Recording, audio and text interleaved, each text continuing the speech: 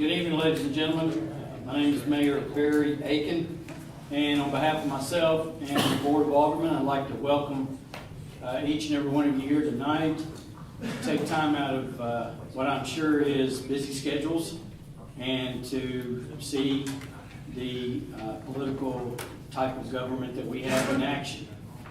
An involved citizenry is a foundation to our government, and it is very, very important that y'all continue to participate, and we welcome you each and every month to our meeting. When you came in the door tonight, there are two sign-up sheets. One of them is just strictly an attendance for you to be at the meeting. If there are concerns or anything you would like to bring up to the board, the sheet on the right is for citizens' concerns. At the end of toward the end of our meeting, there will be time for you, if you do have something you would like to address the board, and we would ask that you wait until I call your name. You come up here to the podium. If you would introduce yourself and give us your address, we would very much appreciate that. Just some kind of rules up front. We would ask that you limit your talking to 2 minutes so that we can allow others that may have something to present to the board, and that you would address your questions to myself. I might refer to one of the aldermen or the town administrator, one of our town staff, to get you an answer. But after the citizens' concerns time is over, we will. That'll be the end of citizen input for the meeting, and we will press on and be finishing the meeting up shortly thereafter. So, with that being said, all those that tonight would like to participate in an opening prayer and pledge of allegiance, I would ask you to stand at this time. And I have asked our Chief of Police, Anthony Rudolph, to open our meeting with prayer this evening. Chief. Most Heavenly and Gracious Father, we come before you in thanksgiving for so many things, but most importantly tonight for the ability the right to assemble, the right to gather to do the work of our Lord in his city of Atoka, this town of Atoka. We're thankful for so many things, and this work that we do is not always easy. So we have the opportunity to come here to collectively work our schedule out so that the things of day in and day out worries that most people don't see can be handled in this room. We're thankful for the people who signed up to do that in our Board of Mayor and Aldermen. We're thankful for all those who put these uniforms on and come in every day, dear Lord. And most importantly, Lord, we're just thankful for the citizens who would like to be a part of this and trust us with an immeasurable trust of doing the business without their involvement. We just ask you to continue to watch over us, watch over everybody here this evening, and continue to watch over the town of Atoka. It's in your Son's name that we always pray. Amen. Amen. I pledge allegiance to the flag of the United States of America and to the republic for which it stands, one nation, under God, indivisible, with liberty and justice for all.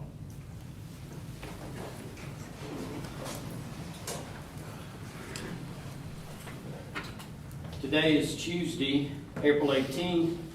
I have the time at 7:04 p.m. I would ask the town recorder to take roll call at this time. All right, we have Mayor Aiken. Here. Alderman Pace. Here. Alderman Harbour. Here. Alderman Philmare. Here. Alderman Giannini. Ma'am. Alderman Renfro. And Alderman Schaefer. We do have everyone here. We do have a quorum this evening. The first exhibit tonight, Exhibit A, is a meeting of our regular board meeting of March 21st. And I would entertain a motion to accept those minutes. Motion to approve. We have a motion by Alderman Harbour to accept the March 21st board meeting into record. Do I have a second? Second. I have a second by Alderman Renfro. All in favor of accepting the meeting minutes as presented, say aye. Aye. Any opposed? and the minutes are presented into record. We have our financial report, Exhibit B, in your agenda tonight. That is also up on the screens, the monitors. And Mr. Town Administrator, please go ahead. Thank you, Mr. Mayor. So we've got our financial reports. You can see that our revenues at end March 31st, our total revenues are $6.18 million, and our total expenses are $4.87 million. Expenses to note are generally in line. Fire department's just a schnitzel above 75%, but generally the expenses are in line with expectations. So that leaves us excess revenue over expenditures of $1.3 million. State Street Aid, we've gotten revenue year to date of $266 and then expenditures of $86,000. So that leaves us with $176,000 excess revenue over expenses. And at the end of the period, $412,685 as cash on hand.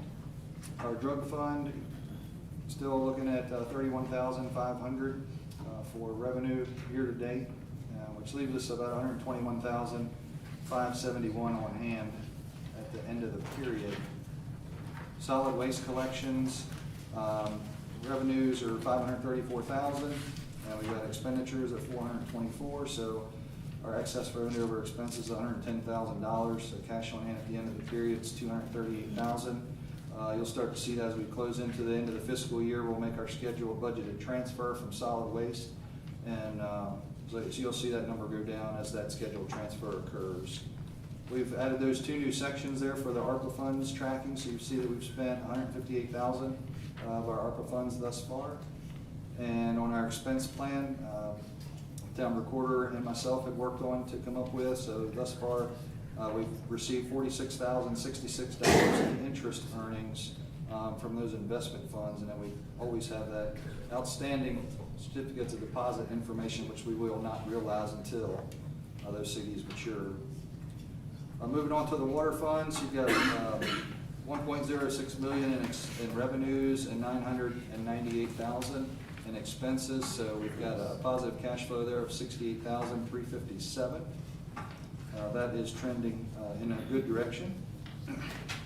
And the sewer fund, we've got 1.15 revenue generation, and then we've got 1.20 million in expenses. So still running on that loss, a cumulative loss of 50,000. And the next little chart, I think that's in your presentations, where we've been giving the board and members of the public that running month-to-month total, so that you can see and track those expenses from month to month on one report. So you see that we did lose a little ground in the sewer fund, $7,400, $7,500, but we did gain some ground in the water fund. Would you like me to move on to the sales tax revenue, Mayor, or see if there's any questions at this point? Yes, please. All right. Sales tax revenue, so you can see that our month of February was very strong. As anticipated, those holiday sales tax revenues came in February. They're always running 60 days or so behind. And then in March, we did increase our sales tax revenue by 8.89%, up slightly from the year before. And our fire tax revenue, same thing. You'll see that had a very strong February report of $94,000, and then in March up 9.58%. So results of shopping local and folks continuing to spend money in Atoka and in Tipton County. Those results are evident. All right, I would entertain a motion to accept the financial report as presented. Make a motion. I have a motion from Alderman Feldmayer to accept the financial report. Do I have a second? Second. I have a second from Alderman Schaefer. All in favor of accepting the finances into record, say aye. Aye. Any opposed? Finances are accepted. Your Board of Aldermen are broken into, we have 3 different working committees that meet fairly regularly. And we've set aside this time to hear as far as what they are doing for the citizens of the town. And we will start with Public Works. The Public Works Committee met on April the 4th at 10 a.m. We had a discussion about setting a new test meter for the sewer so we can get a consistent flow up to 4 weeks. It should be set hopefully in May. Brief discussion about email about the potential regionalization of the sewer. And we got a handout about the CWS and talked about the meeting with them on the next day. And had a discussion about an ongoing HR issue. All right. Thank you, Alderman Feldmayer. And the next committee we have is Public Safety. And who would be presenting that? Alderman Giannini. please. Public safety met on the same day. We approved a mutual aid agreement with Covington, approved that to send to the board for a full vote. The administrator gave us a breakdown of Atoka's response to the tornado. Want to say thanks on behalf of the committee to the police and fire chief and all the work and all their employees that spent a lot of hours down there, and any of the other employees that have been volunteering since. Thank you. All right. Thank you, Alderman Giannini. Last but not least, we have the Finance and Administration Committee that met on April 4th. We just met and reviewed the first draft of the budget for the 2024 fiscal year. Looking into drafting an MS4 plan, a stormwater utility ordinance. We heard from the department heads explaining their portion of the budget, and we plan to meet this Thursday. And again, for the entire board, a work session on May 2nd. Thank you, Alderman Renfro. Just to expand a little bit on that, when any municipality gets over 10,000 in population, you start falling into what's called this MS4. There are quite a few extra regulations having to do with stormwater and things that go into our ditches and so forth and so on. It is such a big regulatory issue that the state gives you 5 years to implement the full MS4 plan. So while we haven't been notified yet, we know it's coming and we're trying to be proactive with that as far as getting that going. And as Alderman Renfro said, we've had our first meeting together on the budget with the finance thing. We're Thursday, April 20th will be another one. Of course, the public's always invited and to attend our work sessions. We're fully transparent. And then on May 2nd, there will also be another budget work session with the full board, but of course anybody can show up in any of those. So that's this Thursday, I believe, at 5:30. Okay. All right, thank you, committees. Appreciate that. We will move on to Exhibit C in your packets, the old business. We have the final consideration of our Title III municipal court ordinances. Mr. Town Administrator, is that you? Sure can be. This ordinance is it's Title III municipal court, and it would provide the town and the municipal courts summons and subpoena authority.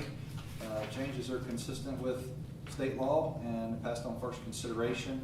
If you have any specific questions, I'm sure that either myself or Chief Rudolph can answer those.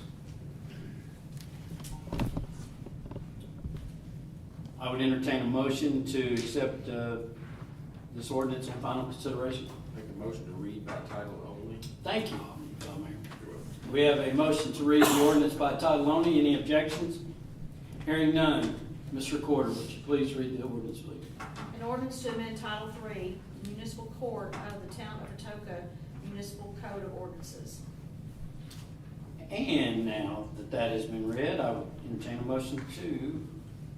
I make a motion to approve on final reading.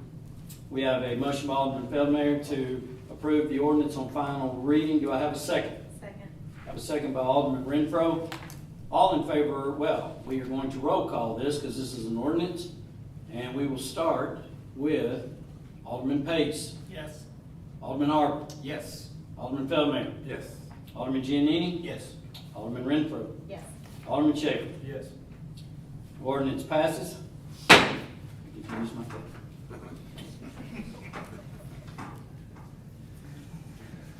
Exhibit D, we are entering into our new business of the meeting, and we have some presentations, and we will start with our fiscal year 2022 audit report. Mr. Hunter here? Yeah. See, there he is. Can you hear me? There we go. We have Mr. Jeff Hunter. And Mr. Jeff, everybody can hear you, so please proceed, sir. All right, Mayor Reagan, I appreciate the time. Hello to the members of the board, Mark and Debbie. If you will turn to page 14 in the audit report, I'm making the assumption that the reports are in front of you. Yes, sir. They always have been. Okay. It's the statement of net position. This is for the town of Atoka, June 30, 22 fiscal year end. There are two columns, as always, for governmental activities. I'll remind everybody that the governmental activities are made up of the general fund, state street aid, solid waste, and drug fund. And then we've got two funds this year for business type activities, where in years past, all activities were in one water sewer fund. The town split those up into a separate water fund and a separate sewer fund for 2022. So there's two funds there now. I'm going to go down to the governmental activity column first. Cash in the bank, $6.5 million. Another $2.5 million of taxes receivable, predominantly property tax. 57,000 accounts receivable and 718,000 of receivables from other governments, predominantly Tippin County and the state of Tennessee. If you add all those numbers together, which would be the cash and receivables, which the town would collect within 60 days, that number is $9.84 million at June 30, 22. Likewise, for the business activities, cash of $2.7 million, receivables of $170,000. The receivables and cash that could be collected liquid inside 60 days, $2,957,000. Total town, $12,807,000. Moving on down the list, we've got capital assets. The book value of your capital assets are disclosed there, which would be the cost net of accumulated depreciation. Land through infrastructure for the governmental activities, add those up, $20.23 million. And for business type activities, including the utility plant and service, $8.4 million. Total for the town, book value $28,641,000. On down the list, we look at the net pension asset. On down a little bit, deferred outflows pension and deferred inflows pension. That is a positive of $1,081,000 when you take the net of those three together. And what that's reflective of is the total value of the pension for town of Atoka, less projected contributions for 2023. And no, I said that wrong. Add projected contributions and subtract projected payments to retirees over time. Since day one of the pension, the performance of the fund for town of Atoka is $1,081,000 greater than what's been put in and taken out of that fund. Total assets, $32 million for governmental activities, 11.6 for business type activities, 43.7 million total. We'll go down to liabilities, payables and accrued expenses, $452,000 for governmental activities, $267,000 for business type activities. You'll see $1,412,000 of unearned grant revenue, and what that's reflective of, that's a new item this year. That is CARES Act money that had been received before June 30 of 22, but as of June 30, 22, there had not been a spending plan approved by the board as of June 30th, so there was no real way for you guys to know how you was going to spend that money yet. That was passed by an ordinance, I believe, in October of 22, which was subsequent to year end. And also, too, there was another $1.4 million collected on the CARES Act. So the town of Atoka, as of right now, has about $2.8 million of CARES Act money to be spent on. I think you guys had approved capital expenditures of varying varieties. Bonds payable for governmental activities, $4.9 million. Split between what's due within 1 year and what's long term. $2 million for business type activities for total long-term debt of $6,972,000. Going on down the list, we got unavailable revenue, property tax, that's the 22-23 tax levy that was due by all taxpayers February 28th of this year, $2.549 million.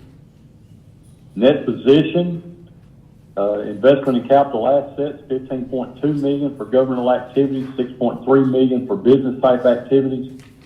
That's the book value of your capital assets noted above, as we discussed already, less long-term debt. So if you look at governmental activities, for example, $20.24 million less $4,953,000 would give you the $15.2 million. Same thing for business type activities. Restricted for solid waste, street aid, and drug enforcement, those are the fund balances of those special revenue funds. What's left is unrestricted net position, $5,800,000 for governmental activities, $2.8 million for business type. Total liabilities and net position, $32 million for governmental activities, balances with the total assets above, $11.692 million for business type activities, balances with assets noted above. Total for the town, $43,716,000. Any questions to this point?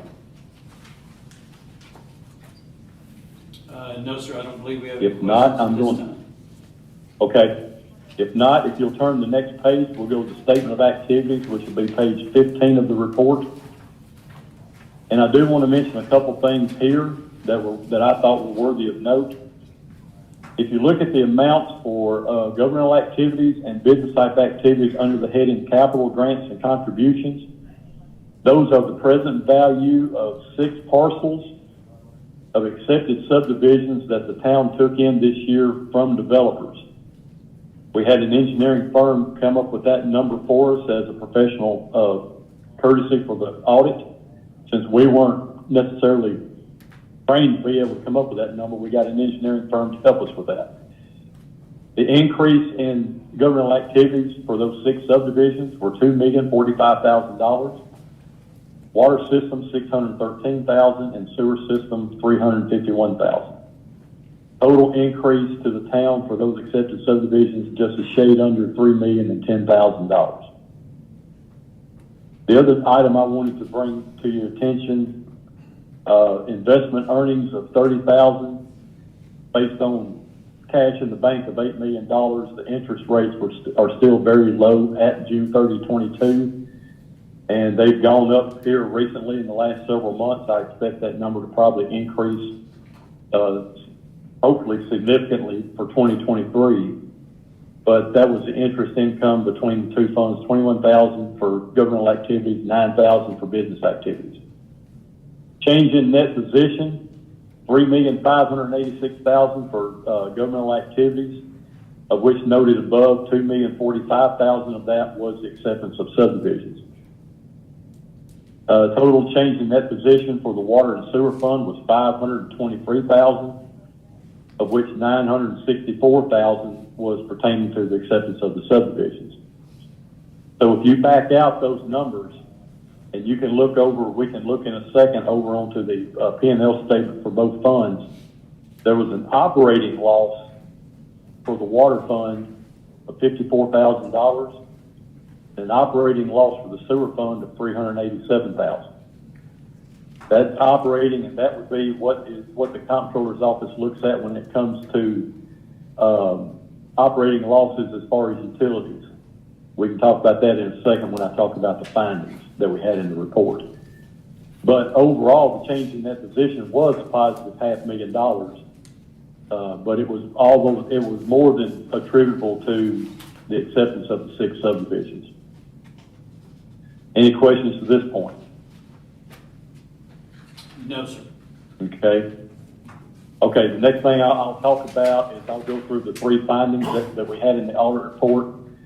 The first finding was we had some what's called material audit adjustments, which means they were large in nature. Jeff, what page would we when we find look that? at our materiality for the audit as an auditor perspective, Hey, Jeff, there what were page? 3 material audits. Yes. what page we get your findings on? Okay, that'll be, Page 2. give me just a second, I'm looking at a PDF here. It'll be page 69 in the top right-hand corner of the report. It'll be almost to the very back.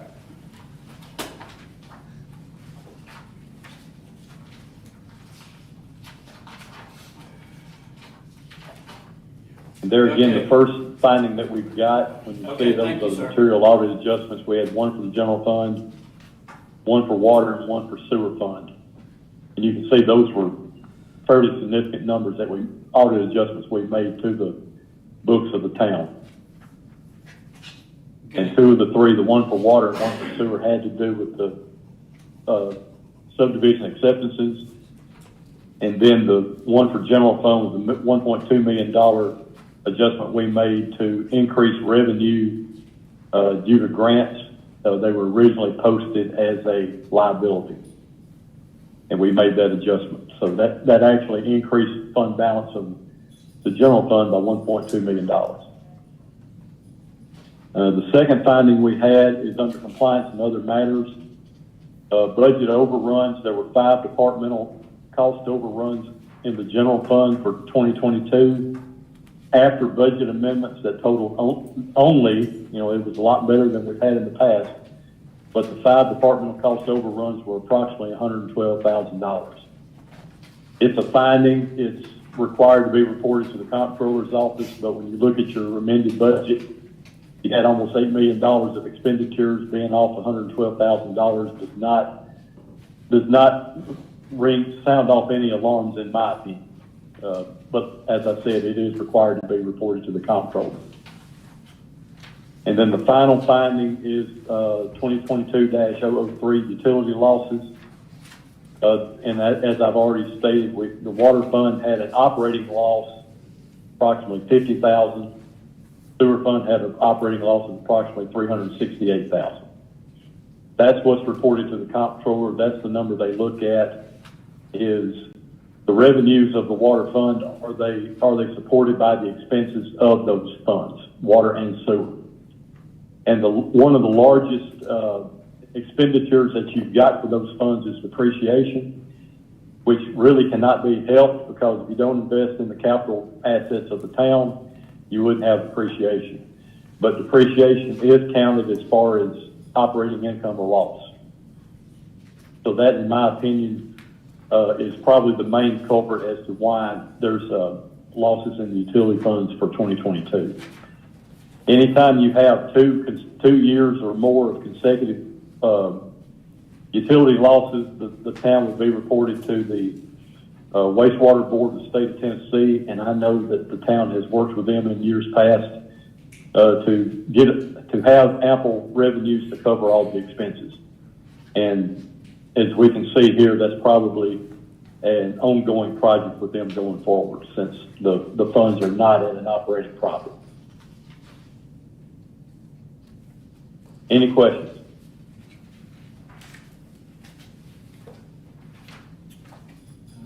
Looking at the board, I do not believe that we have any questions at this time. And again, any questions from Mr. Hunter? All right. If not, I've covered the high points of the report. It's a good report. It was an unmodified audit opinion, again, as always with you guys. Like I say, if there's any questions, you can always give me a call, send me an email, but as of right now, that concludes my presentation. Thank you, sir. Are you Thank you. Are you having fun with taxes right now? I'm having fun with it being the 18th after 5 o'clock.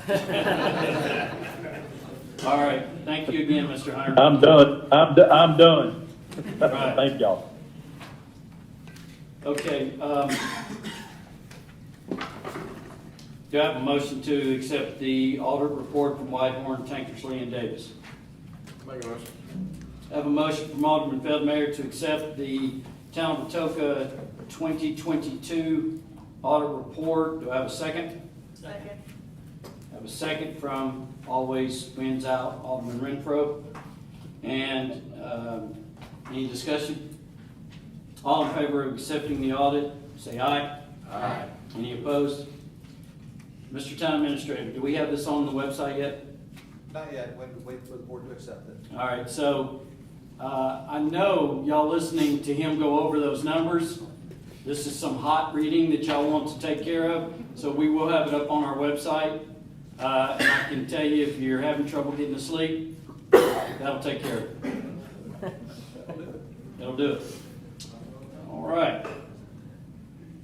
We have some presentations today, and Blue and Green Day for the Mid-South, which concerns organ and tissue donation awareness. And we have Miss Mary Beck is in attendance tonight. I would ask Miss Mary if you would come up and tell everybody about Blue and Green Day.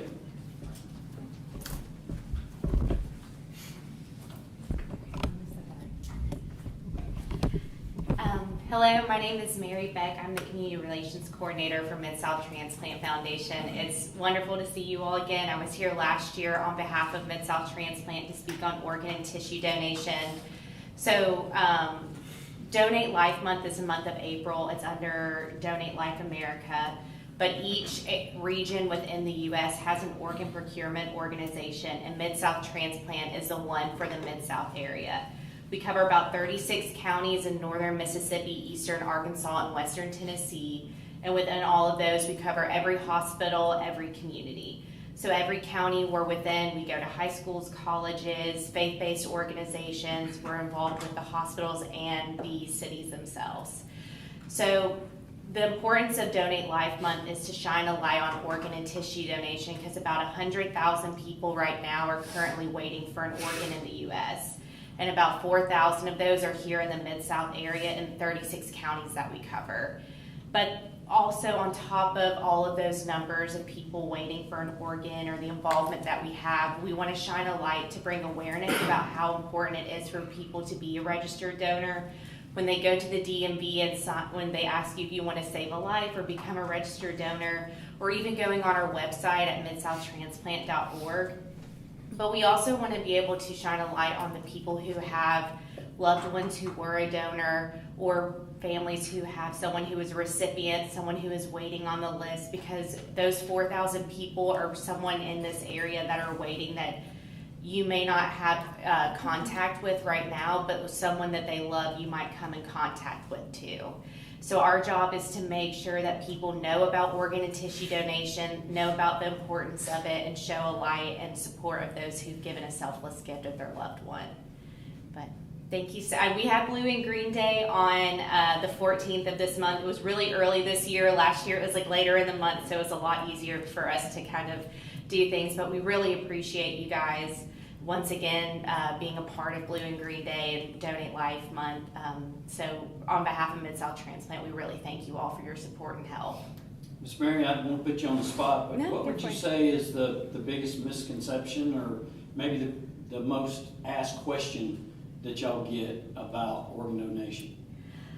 I think, so I go into high schools and colleges, and so I would say more so there's a fear of whether or not people in the hospitals are going to save their life. And so I get constantly like, why do they have a heart on the license if there has anything to do, like if I'm going into the hospital, a paramedic sees it or a nurse sees it before the doctor does, they're going to know that I'm an organ and tissue donor before the doctors even check me out. And it's a fear of something long down the road, of the other things, of misconceptions and mistreatment at possible times throughout healthcare systems. But I would say that throughout time, we've been able to educate people properly about what actually happens in healthcare and what happens whenever the whole line of a trauma incident from paramedic to physician happens, and educating them that the only time someone might be looking at your license is to figure out what your name is and if you're close by. But there's never a time that we're ever going to look for whether or not you're a registered donor until the person is showing signs of brain death or cardiac death. All right. What were the numbers again as far as the needs? Yeah, so we have about 100,000. I think last time I checked, it's 105,000 in the U.S. waiting for an organ alone. And there's about 4,000 of those in the Mid-South area. And 83% of those people are waiting for a kidney. Oh, wow. Which we have 2 of them. Yeah, and both of them can be donated to two separate people, and that shows kind of the numbers of people who are actually registered as well. Any other questions? Well, thank you very much. Thank ma'am. you so much. Good to see you. Good to see you.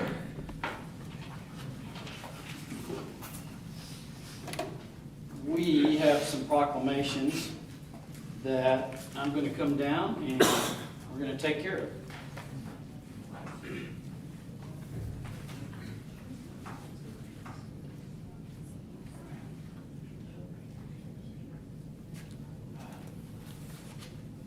Our first one tonight, I'm going to ask Chief Rudolph and Chief McMillan to come up here and join me.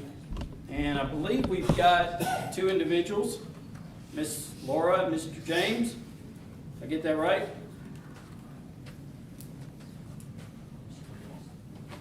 Look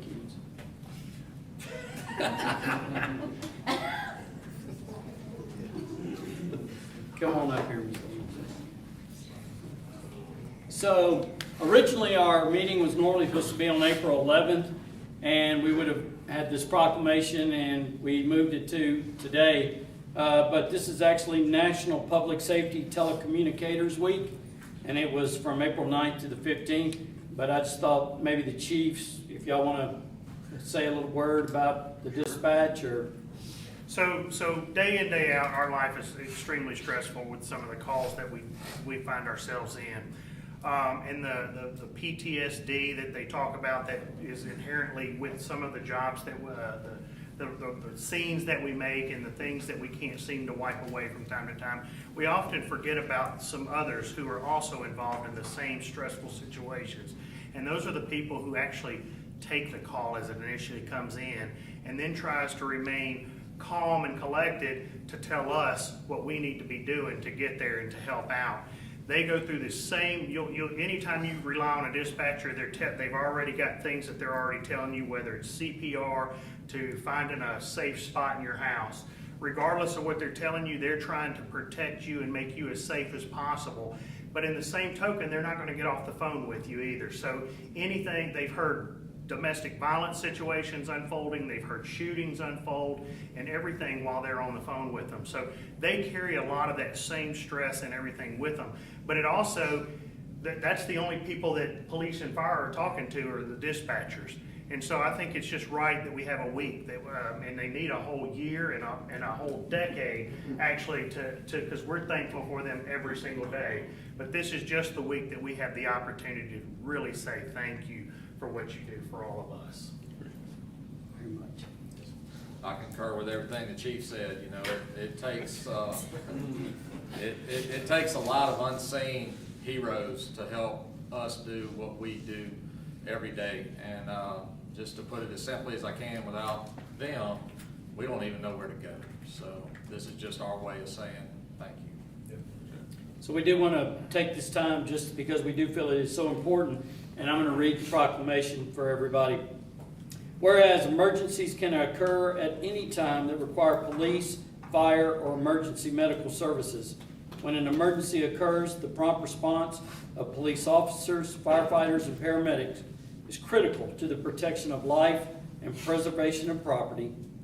And whereas thousands of dedicated telecommunication professionals serve the people of this country every day by answering phone calls for police, fire, and emergency medical services, dispatching appropriate assistance quickly and efficiently. And whereas the communications director, supervisor, and dispatchers for the town of Atoka provide a critical function and are a key link in the public safety chain which protects all of us and are constantly striving to improve their emergency response capabilities through their leadership, dedication, and technology, processing over 95,000 phone calls a year. And whereas the safety of our police officers and firefighters in Atoka are dependent upon the quality and accuracy of information obtained from citizens who call the Tipton County 911 Emergency Communications District. And whereas by United States Congressional Proclamation, the Association of Public Safety Communications Officials International, a worldwide telecommunications organization composed of more than 15,000 people, engaged in the operation, installation, and design of emergency response communication systems, has set aside this week, I'll just say this week, of April, to recognize the contributions made by the telecommunicators and their crucial role in protection for everyone's life and property. Now therefore, let it be resolved that the Board of Mayor and Aldermen of the Town of Atoka do hereby commend the Tipton County 911 Emergency Communications District Director, Supervisors, and Dispatchers for their dedication in providing services 24 hours a day, 7 days a week, 365 days a year. And be it further resolved that the Board of Mayor and Aldermen do hereby proclaim the week of April 9th through 15th as National Public Safety Telecommunicators Week in the town of Atoka to honor the men and women whose diligence and professionalism keep the town and citizens safe. In witness, I have set my hand and caused the seal to the town of Atoka. Barry Aiken. Ms. Laura.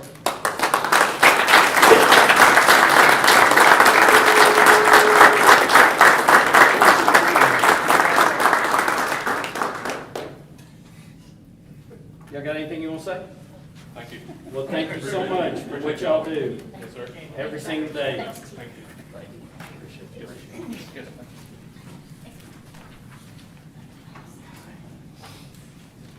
I don't think we have anybody from Carl Perkins Center here tonight? Okay. The Carl Perkins Center had a ceremony, I believe it was last week, and one of the things that they have asked is April is Child Abuse Prevention Month, and so we've got a proclamation just to raise awareness to that, and I'll read that now. Whereas we need to recognize that child abuse and neglect is a serious and growing problem that changes life's path for nearly 4 million of our nation's children annually. And whereas this problem, which has reached epidemic proportions in all regions of our nation, respects no racial, religious, socioeconomic, or geographic boundaries, and can prevent children from following the road to a successful future. And whereas we need to take steps to educate the public on child abuse and its causes, and whereas the Exchange Club Carl Perkins Center for the Prevention of Child Abuse is participating in national child abuse prevention efforts through their awareness campaign with a "There's No Place Like a Safe Home" theme. Now therefore, I, Barry L. Aiken, Mayor of the town of Atoka, hereby proclaim the month of April 2023 shall be observed as Child Abuse Prevention Month in the town of Atoka, and urge all citizens to use this time to better understand, recognize, and respond to this grievous problem as the center helps to strengthen families and prevent abuse. Now we further commend the Exchange Club, which is the Carl Perkins Center, for the prevention of child abuse, for its continued success in helping our local families break free from the cycle of abuse, and urge full public support of their successful efforts. In the town of Atoka, I call upon all the citizens of Atoka to become aware so someday we may be able to eliminate child abuse and neglect. Let me just do that. Thank you.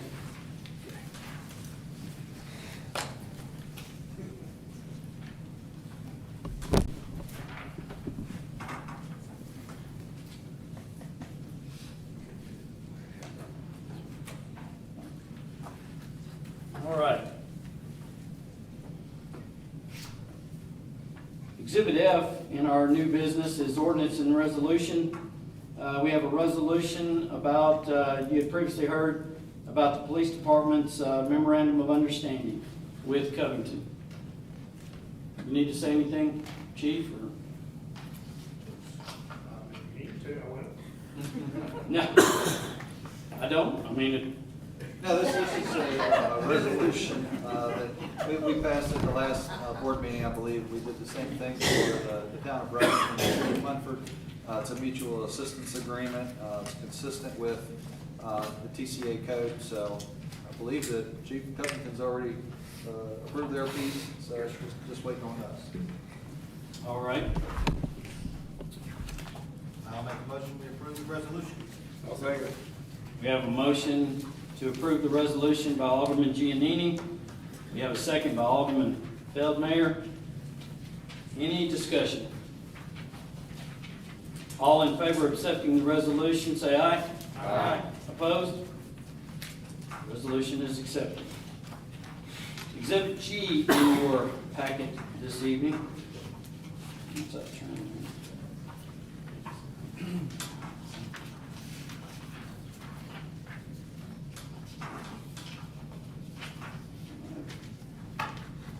Setting the TCRS contribution rate.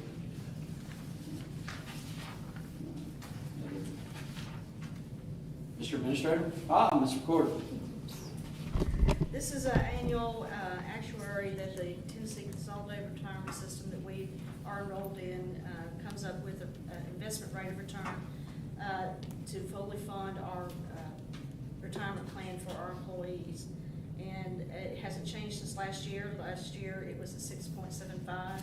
I attended an employer meeting and they described that figure is set by their actuary process through all of the members that are enrolled in the retirement system. So, and recommend that we continue to offer that same rate for the retirement fund. All right, do you have a motion to accept the resolution as presented? Make a motion. Alderman Fairmeyer, we have a motion from Alderman Fairmeyer to accept the resolution about the contribution rate to the TCRS. Do I have a second? Second. Have a second from Alderman Pace. We have a motion and a second. Any discussion? All in favor of accepting the resolution, say aye. Aye. Any opposed? Resolution is accepted. Exhibit H, we have a resolution adopting the Atoka On Track 2042 Comprehensive Plan. Mr. Administrator, Mr. Jim. Mr. Jim. Good evening. Good evening, sir. That is me. So you are very familiar with this document by now, I'm certain, and I have the easy job walking at the end of this process and simply summarizing what you already know. This has been an ongoing process for some time. There has been extensive community input that has resulted in the plan that's in front of you tonight. And I think what I'll do is simply talk about what's happened since the last time you reviewed this plan. If you recall, it was opened up for another round of community input. We had information on the website. The plan was available for public comment. We had an email address that folks could email their comments into. And I will say we got a handful of emails, I think about seven emails. Unfortunately, we have to categorize all those emails as spam. None were relevant. They were asking for bids and other things. So unfortunately, no input there. But again, this has been going on for some time, and I believe, as you know, the public workshops that have happened received a lot of public input. Last night, the Planning Commission reviewed the plan and recommended approval to you. And just a note, our Planning Commission chairman is here in the front row if you have any questions for him as well. But they recommended approval, staff recommends approval, and this is ready for your adoption if you are ready. There's a resolution in your packet for that action. I'd be happy to answer any questions you have. Make a motion to approve. I have a motion from Alderman Feldmayer. I have a second by, I think it was Alderman Pace. Again, all righty. To accept the resolution as presented. Any discussion? All in favor of accepting the Atoka On Track 2042 plan, say aye. Aye. Any opposed? Resolution is accepted. Next one. Miscellaneous items. We have a bid award, Exhibit I in your packet, the Edith Lane Culvert replacement. Mr. Town Administrator.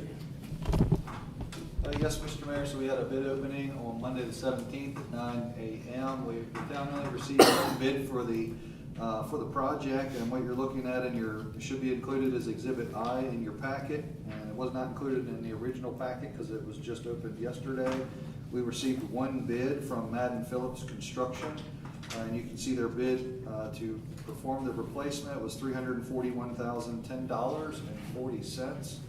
That is well above our estimated replacement costs when we put the project out. So the board may want to consider rejecting the bid and putting the bid back out once we've got the contract piece buttoned up for another 2 weeks. All right, do we have, I make a motion, we reject this bid and then put it back out for rebid. all right, we have a motion from Alderman Harbour to reject the bid as presented. Do I have a second? Second. Second from Alderman Schaefer. Any other discussion? Hearing none. All in favor of rejecting the bid, say aye.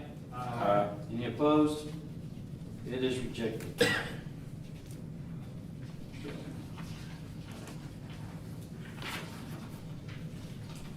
Okay. We've got some mayor appointments tonight hopefully everybody has my sheet here. Thank you. So I believe it was last month but it says here we're going to accept the resignation of Planning Commissioner Keith Moore. Keith moved close by, but he's out of Atoka, and he submitted his resignation not too long ago. And I am proposing that we put Tyra Faircloth, and she would be serving in Keith's position. This would be a term of 4 years, with her appointment expiring in April 2027. This is just an informational thing. Do we need to make this Your appointment, Mayor. okay? Thank you so much for that. Board of Zoning Appeals. We have had a Board of Zoning. This is something that doesn't meet that often.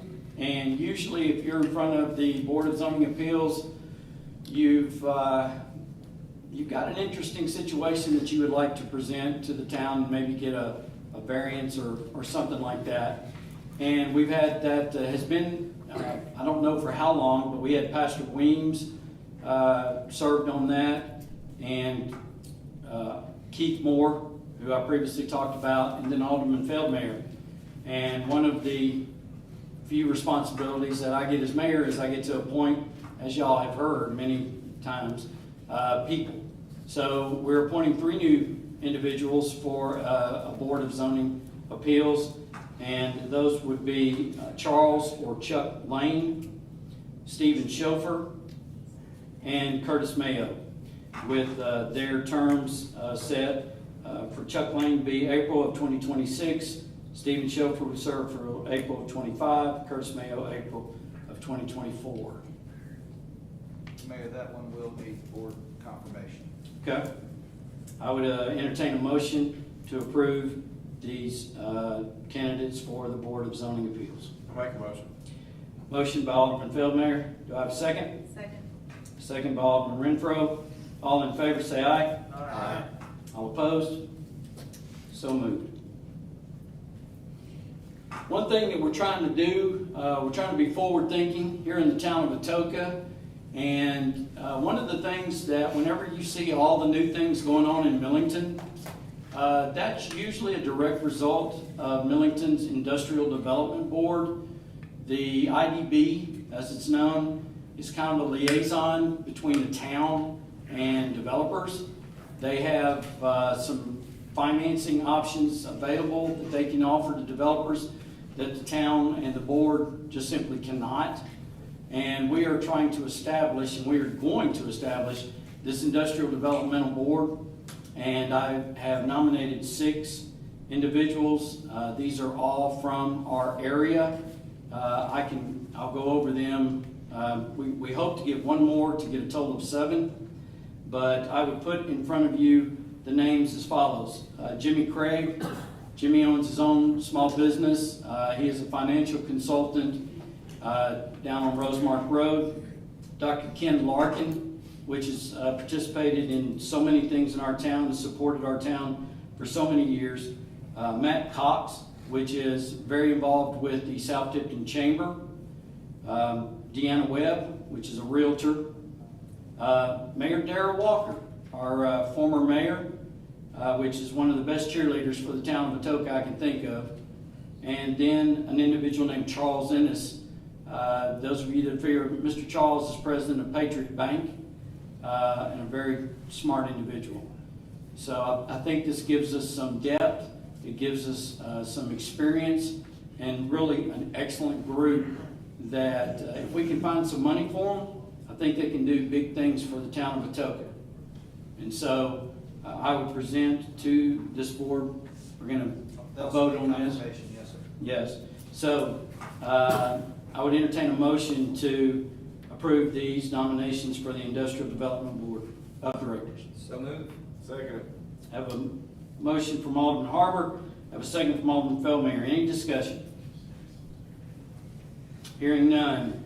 All in favor of accepting these nominees, say aye. Aye. Any opposed? And those are official. Exhibit J in your packet, we have the Atoka wastewater study proposal. I don't know if this is Mr. Ben, Mr. Town Administrator, or who. A little bit of both. A little bit of both, but certainly Mr. Ben's going to be, It's always a joy. to hear Mr. Ben talk. Mr. Jim and Mr. Ben tonight, we need to go buy lottery tickets. It's always a pleasure. Yes, sir. So, guys, this is a twofold study. So you guys have a GIS mapping system already. This is going to basically update that and take in our new subdivisions and add them to it. And then it's going to study the system and look at ways that we can make the system have less maintenance over time.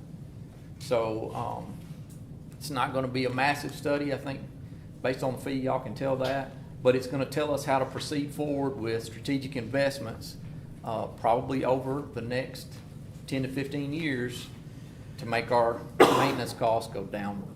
So that would be, might be converting to gravity. It might be some other things to make the system more efficient. So any questions other than that? Do we have any questions for Mr. Ludson? Can you give me an example of what it would do to keep the maintenance cost? So, for instance, right now, you spend a lot of money on pump maintenance, you have I&I flows, which we're working on some of that as well in a separate RFP that you'll see before too long. Mr. Ben, could you define I&I, please? Infiltration and inflow. And what does that mean for? That means that you have leaks in your system and water flows in, and when you have more in the system, you have to treat more and then it floods out. So you have lift stations that flood and go offline and don't get wastewater to the treatment plant where we want it. They get it out on the ground or in the creek where we don't need it. So that is what I&I is. So, but an example would be correcting some of those things. It would be taking pumped areas where you are working on pumps and working on mains and converting them to gravity systems where you don't work on them as often and where you don't have pumps to invest in. So it would be dependent on where you need those things, and that's part of what the system or the study will be determining, is where you're having problems and where we need to be looking at something different. Thank you, guys. Any other questions for Mr. Ben before we allow him to get away from the podium? Almost. Yeah, you gotta stay up there anyway. I gotta come back, yeah. Yeah, okay. What do we need to do? We need to take it, approve this? Just approve the proposal, and this is just the initial step in what's gonna be a full year plan, as you've heard Ben say. So, you know, we're trying to be proactive and take some of those steps to try to fix some of the things that are in the ground, so we can be moving to more efficient and productive wastewater treatment conveyance. Just to keep Ben up here as long as I can. They didn't laugh. I thought that was pretty good. Anyway. I did, I liked it. When you hear I&I, the town does have some issues. We are not alone in that. Mumford has big-time issues, and Brighton, just to talk about the three that are involved in our wastewater and Mumford processing. Believe me, we've learned a lot more about wastewater and I&I than I think I would ever learn in a lifetime. But we are trying to get on top of it. If we can find out where these infiltrations are getting into our system, if we can fix that, that helps a whole lot of ways, mainly with negotiations with Mumford also. So, do I have a motion for Exhibit J? Make a motion. To do what? Approve it. I have a motion to approve the bid by SSR, the town's engineers. Do I have a second? Second. A second by Alderman Pace. Any other discussion? I believe we do have some current engineering monies in our budget. From a budget standpoint, Administrator, where's this coming from? We should be able to either pull it out of the current approved budget and those engineering fees or we can remove it from and use it from the sewer fund. It's directly related to wastewater. All right, any other discussion? Didn't we already approve like 100,000 to do some of this iodine testing? From ARPA funds, this isn't an ARP, and I'll let you talk to ionite testing. This is more of a mapping and future. Yeah, so that is correct, you did, and what you approved was smoke and electroscan testing. I alluded to it a second ago, you're gonna see an RFP draft from us. In fact, I was reviewing it today, where we're going to bid, it's gonna end up being 52,000 feet. Y'all asked me to bid 50,000 feet up initially, but the basins that we've identified to start in, it totals 52,000 feet. We're gonna bid it out as either electroscan or smoke testing with CCTV. Both of them will give us where the leaks are and the exact location of that leak. So as far as we're concerned, we want the one that gives us the most linear foot for our dollar, because they'll both give us the information we need. So that bid is going to be something that we present to your town staff very soon and get it out on the street. So, but that's a separate thing in this study, which is finishing up your mapping, getting the more recent subdivisions on your GIS layers, and then trying to work a plan to go into the future with every year having some investments that make us better. Fair enough. Thank you. Thank you. Any other discussion? Okay, we have a motion, we have a second. All in favor of accepting the bid from SSR, say aye. Aye. Any opposed? And we accept the bid. Next on your agenda is Exhibit K, Main Street Pump Station Upgrade Proposal. Mr. Ledsinger. You're right, I really can't go down. No. Go ahead. Okay, guys, this is the Main Street lift station that we were looking at about, let's say, 2 years ago, and we stopped it because of Blue Oval and the ongoing negotiations and not knowing which way we really wanted to go with our investment there. Since that seems to be settled out, and frankly, the pump station is not getting in better shape, we're going to go ahead and try to get it replaced and move on with it. What would be the timetable? We would begin, as soon as you give us the go-ahead, we're going to start the design on it. The design will probably take 6 months, maybe less, I'm hoping less, and then we would be constructing next year, so. But to be clear, the proposal does not doesn't include the cost of construction. This No, is strictly design, it does not. CDI services. That's correct. Because a couple of years ago, we had, design was gonna be like 189 or something. Yes. Take it all up. Yes. And there's some additional things in it. A couple years ago, we did not include replacing the electrical room. We went ahead and put that in there now. We've added some controls to it, some other things. So, and we are making sure that we've got enough oversight during construction. So that's the changes that you've seen. That, and unfortunately, costs have gone up, so.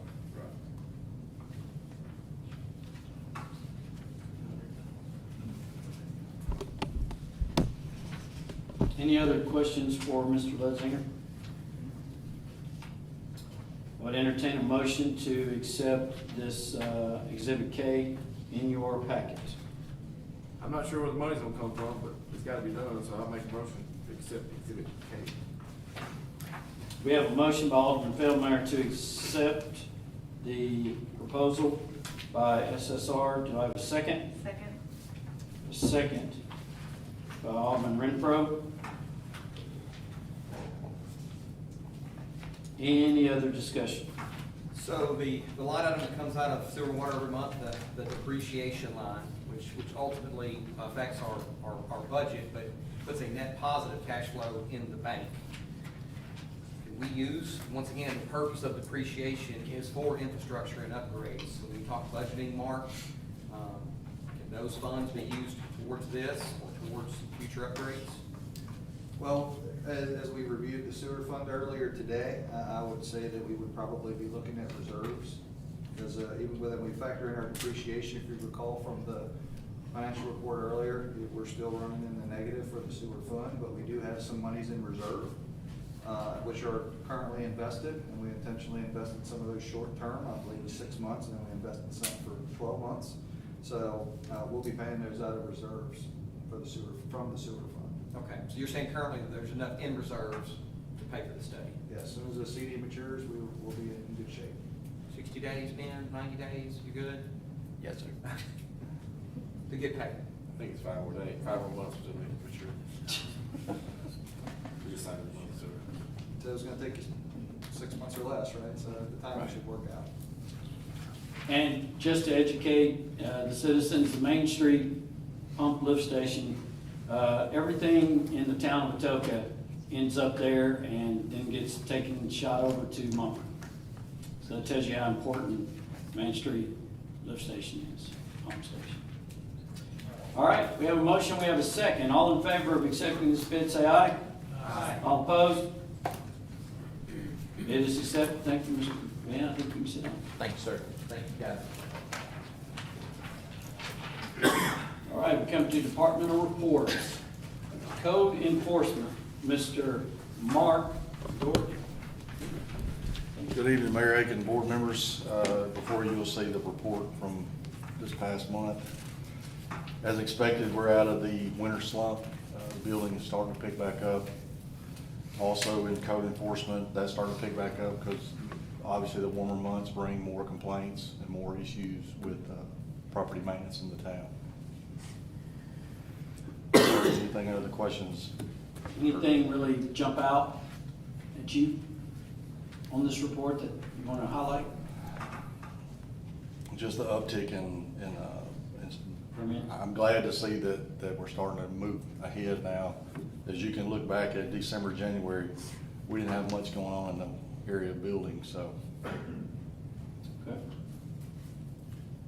Any other questions for code enforcement? Thank you, sir. Thank you. Next up, fire department. Chief Justin McNeil. Why is funny? That's not funny. Eh? What?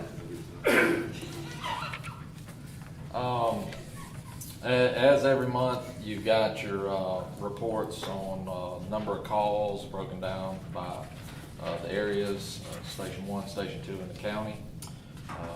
We also did 4 inspections this month. You see a couple daycares on there. They have to get inspected every year as part of the state requirements. And then on our training where we dwarf PD every month, you'll see 538.45 total man hours for the month of March in training. Do y'all have any questions about any of the standard reports? Seeing none. A few points I want to talk on. The Tennessee Fire Service and Codes Enforcement folks are here training with us all week on bailouts and egress. We're working alongside Munford, Brighton. We work with them every day, so we're all doing the training together. So that's been going on behind Station 1. In case anybody's saw it today, it's pretty impressive stuff. We are about to start on our renovations on Station 2. We got our 3 bids together for materials, and the firefighters are going to be providing all the labor to get that done, saving the town some substantial fundage. Number 3, this one's pretty important. The PTSD legislation that you've heard us talking about has been fully funded on a recurring basis at the state level, and is going to move forward. This is great news. I do want to recognize one of our people, Lieutenant Raymond Pelletier. He's going to Nashville tomorrow to show our appreciation for our elected officials that helped get this thing passed. He also took it upon himself and went and got his certifications to be a PTSD counselor here for us in Atoka. I just want to recognize him. Awesome.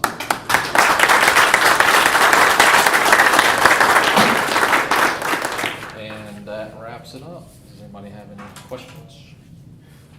Any questions for Chief? Thank you very much, Chief. Atoka Parks and Recreation. Ms. Dorothy, participate. Good evening. So this past month, I missed last month because I was on a mini vacation for spring break. So I'll touch real quickly on Food Truck Festival. It went really well despite the complete downpour that kind of came in on us about 4 hours in. All of the vendors were still pretty satisfied with what they did in that 4 hours. It was lots of fun to clean that up. I went home soaking wet. After that, it was full swing getting ready for Barbecue Fest. I took a little, like I said, a little mini break right before because I decided that there's never a good time for me to take a vacation, so I just go now. But while I was gone, I kind of did a working vacation while I visited some grandparents, so we got all set with that. Obviously, all that planning, it kind of got through out the window with the tornadoes, but I had a good backup plan and the help of all the other department heads, and we came up with a good plan to make the event continue on. Also, that day, a lot of the barbecue teams came together and donated an astronomical amount of food that we took up to Covington that Saturday evening. So I was super proud of them as a whole to kind of help with the relief effort, and then also we still were able to still have a competition. A big thank you again to all the departments between Public Works, Police, and Fire. They helped prep for the event, during the event. My number two, I say, Maggie, that works with me. We call her Boss Lady number 2. She was awesome. She's kind of like my bodyguard at events because I'm extremely popular at the events to where like there's not enough of me, so she tries to help diffuse that. We actually did 2 days of an event in one pretty much. So it happened. It was a little hectic. It was a little crazy, but I think overall everybody was happy. Next thing is we're doing our soccer and our softball. It's in full swing. We did a mid-season tournament for softball this past weekend, something new that Maggie had a great idea about to kind of start to give those kids kind of the idea of what the tournament feel is. It went really well. We'll have another one at the end of the season. It also, thoughts of that idea too gives a whole other set of 2 big long days of concessions. So we did really well in the concession stand. That was something a little extra that we weren't necessarily depending on. So it's something going forward. It's also a good revenue maker that we can, hopefully in the future put back into the park. Our next thing was upcoming events. The next thing we really have going on is Rock the Block. That's not until August, so we've got some time for that. Cops and Bobbers typically does happen in May, but we have moved that to September. As y'all can probably see if you drove by Pioneer, it needs some help again. So Ben with SSR is working on a plan to get that inlet fixed. It's a little bit of a twofold problem. We do have some bank failure right next to the inlet, so water is escaping that way on top of there being a crack in the inlet. So we're going to work to get that all fixed. That was also approved in the ARPA funds. So that we don't have to feel rushed and that the park looks presentable for an event like that, we're pushing to September. That's all I have. Do y'all have any questions? Director, I'm truly sorry that I forgot to mention the hard work that you did. Oh, that's Your okay. staff did. I mentioned police and fire, but you were very much in there too with your staff. I greatly appreciate it. It was because it's an event. They were like, at the end of the day, you have to make the decision. So I was like, okay, well, I'll put my double big girl panties on and figure it out. And so we did. And they were definitely helpful in helping make the decision. Kurt was awesome with the weather. He was kind of like the weatherman the whole time. So I'll be really prepared if that ever happens again. That's right. That is.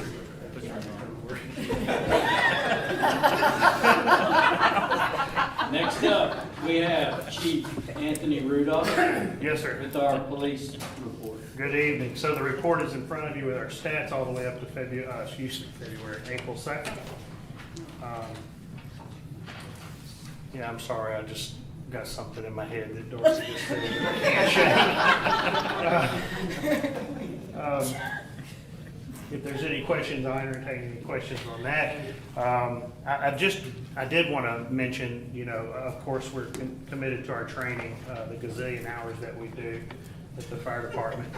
But this is our training that we're continuing to be committed for. But I did want to say just a couple of things real quick, and that was a big shout out this evening definitely to this town for the working up to, preparing, planning, and then the response with that tornado.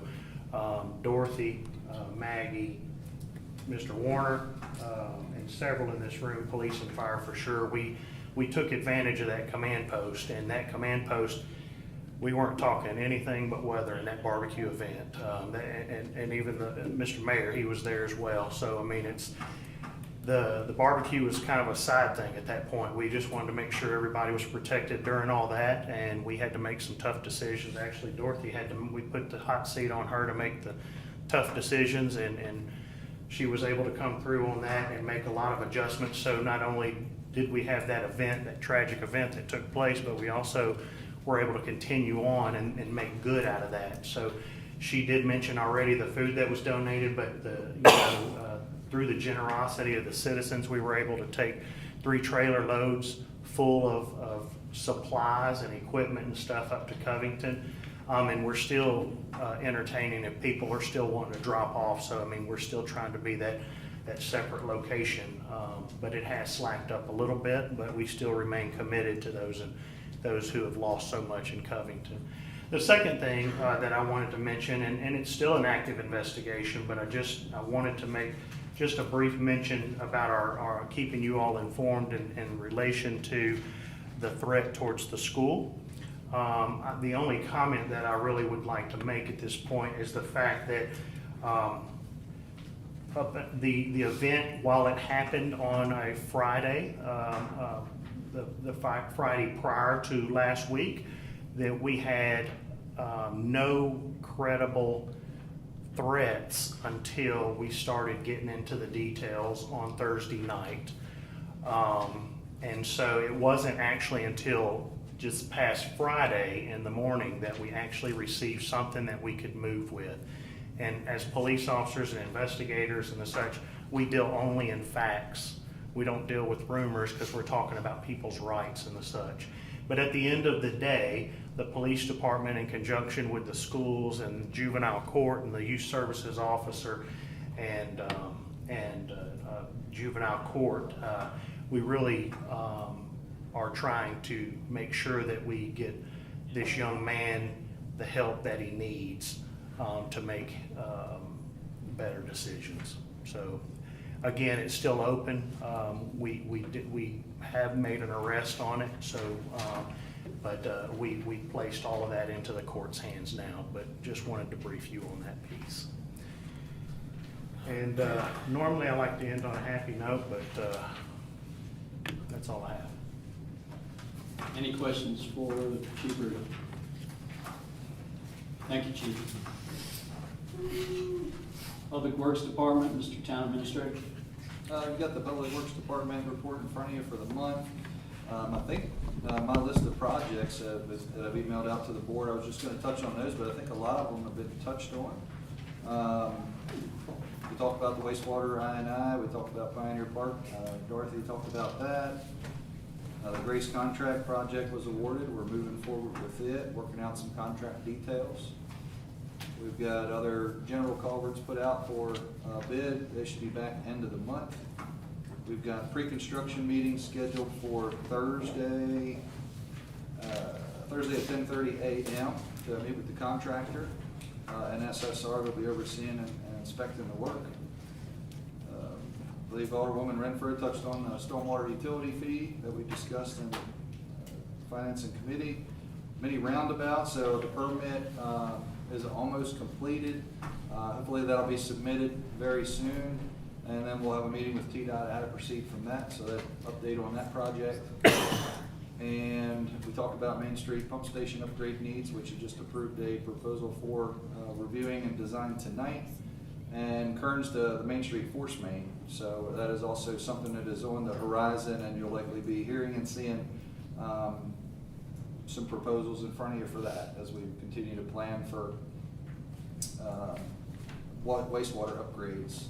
Lastly, I did get an update from Clearwater Solutions. I believe you're all aware of that as a professional management company for the department that we're looking at. Should have some more information maybe end of this week, but they're looking at coming out Monday or Tuesday next week and boots on the ground to just kind of walk around and get the lay of the land. So hopefully we'll have some information for you as soon as we can. Thank you, sir. That concludes our departmental reports. Miscellaneous items from the mayor, the board of aldermen, and the town administrator. I'll go first.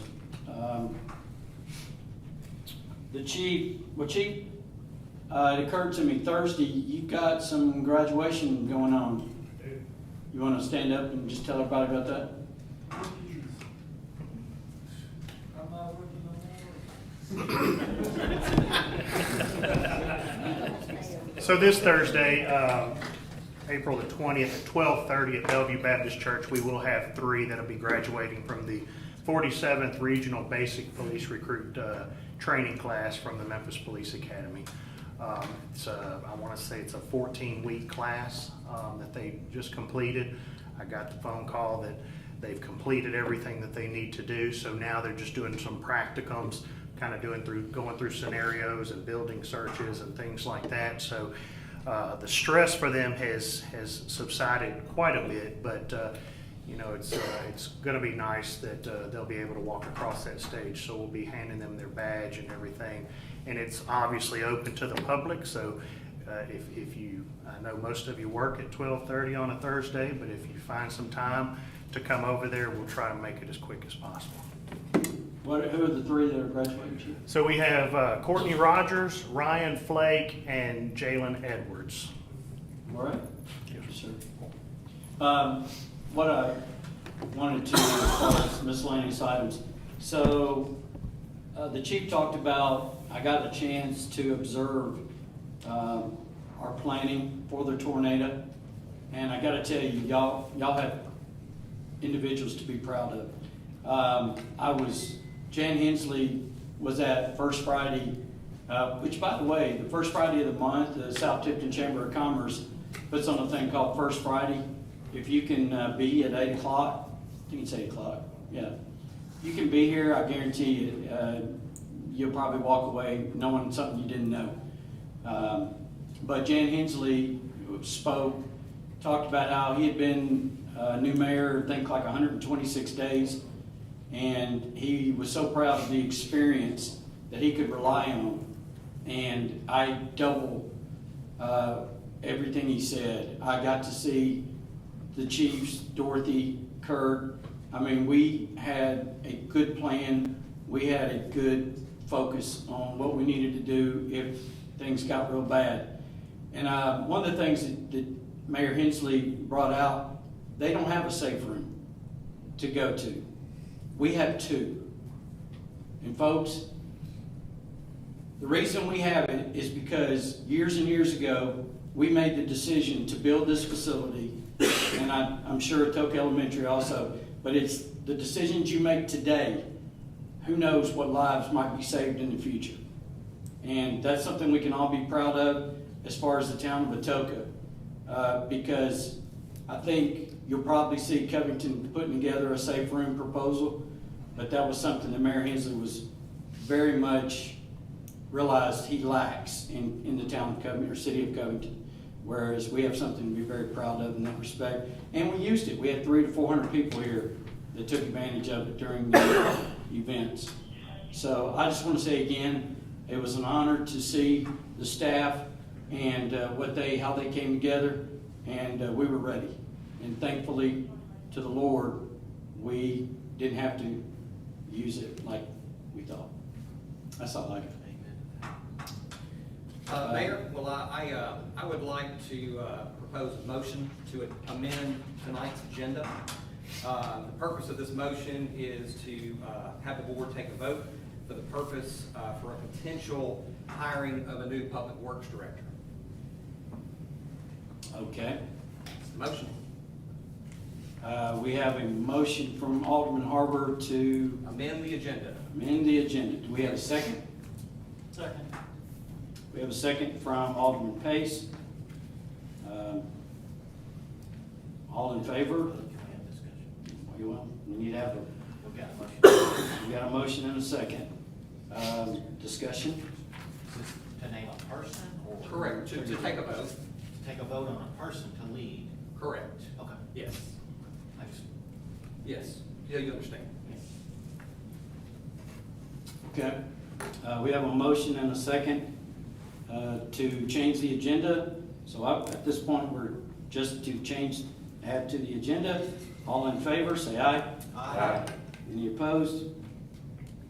Okay, agenda's changed. All right, I would like to make a second motion to propose our current town employee, long-term Public Works employee Wesley Yarbrough to the position of Public Works Director.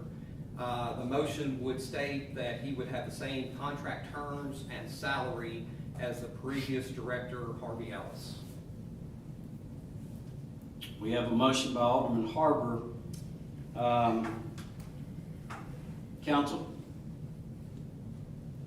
Sorry. The, do we need a second? You need a second.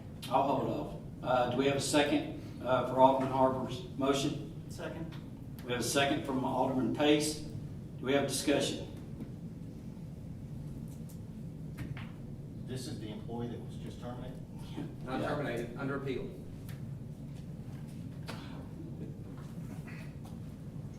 Technically true. I can't support it right now. Any, I'm We're sorry, welcome to vote on it. any other At least until discussion? after the appeal. Any other discussion? So we have a motion by Alderman Harbour to appoint Wesley Yarbrough as the Public Works Director. We have a second by Alderman Pace. We will take a roll call vote. Alderman Schaefer.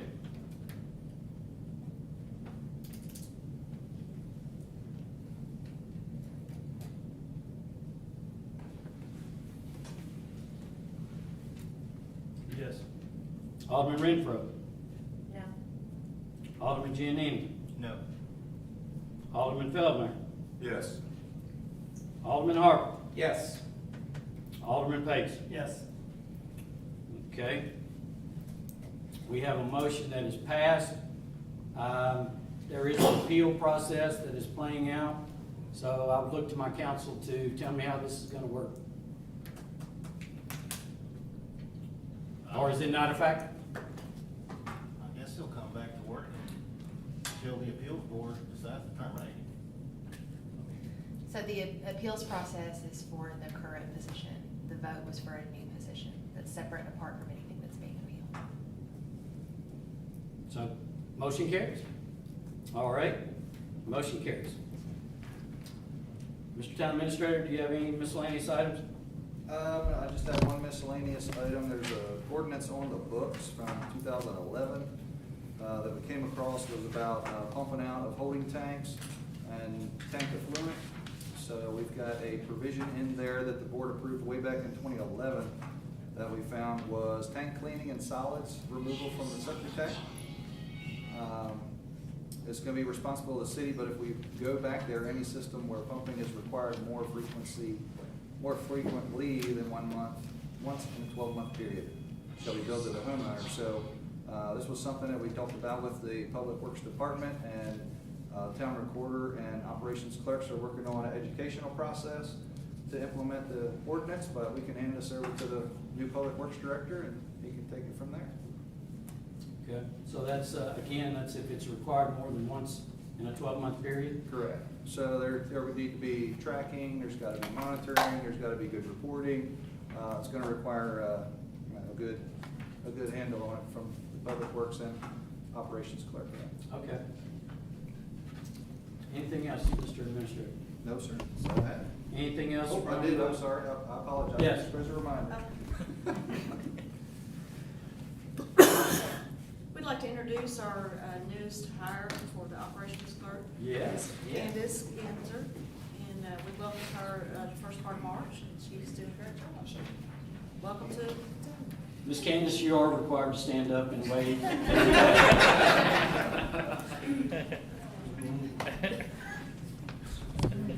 Thank you very much. And Ms. Candace has already, I not only see her smiling face several mornings, but I am hearing great things of how she has been such an asset already to the town. And welcome, Candace, officially. All right. Anything else? Okay. Well, I do have a question, Mayor, with the appointment of the new director. Is there any need to pursue Clearwater Solutions any further? I don't want to continue to go down a path that the board is not looking forward to. I would turn that to the board. I just want to say, can we make it clear to the new director that it's not okay to pump raw sewage on the street? It's a Class C misdemeanor. That's true. Yes, sir. Just can we make that clear to him? Yes, We sir. also make I'll it clear, venture- can we also No, make it no, we're- clear that TDEC gave him 100% all clear based on an emergency situation? That's like a DA saying, well, I'm not going to prosecute this charge. It's still a Class C misdemeanor. That's punishable with 30 days. Okay, gentlemen. We're going to remain professional. So, comments are duly noted. We get into citizens' concerns Mayor, tonight. before we move to citizens' concerns, I wanted to take a personal liberty. I'm a resident of Covington. Yes. And I wanted just to thank the town of Atoka because I was working at the donation center when the donations were brought. And it was really nice to see a lot of familiar faces pour out of different police vehicles and fire vehicles and all kinds of vehicles with the trailers. I was also there when the barbecue was brought, and Yes. every bit of it was put to use. And it made a very big impact on people that really needed it, and I just wanted to say thank you. Thank you, ma'am. You spent a lot of time down there. I did spend a lot of time. And still are. I am. So, again, I think we didn't address the town administrator's question about Clearwater Solutions. What is the board's prerogative on talking with that company? Mayor, my suggestion would be that they make a motion and have a second open for discussion on whether or not to continue pursuing Clearwater. Okay? I'll make a motion that we continue the discussions. We have a motion by Alderman Giannini to continue the initial discussions with Clearwater Solutions. Do I have a second? Second. I have a second by Alderman Renfro. Any discussion? Okay. All in favor of the motion, say aye. Aye. Any opposed? Aye. Okay, we'll do a roll call, because I didn't know who was what. Alderman Schaefer. No to stop talking with Clearwater, is that what you're saying? A no is to stop. Alderman Renfro. Mayor Aiken, no is to continue, like, he opposes continuing. Say what? He's not in favor of continuing. Right. Okay. I just want to make sure the board knows what they're voting. Okay? This is to continue talking with Clearwater Solutions. So, Alderman Renfro? Yes. Alderman Giannini? Yes. Alderman Fiddleman? No. Alderman Harvey? No. Alderman Pace? No. Okay, you have your direction, Town Administrator. Thank you. Appreciate the clarity.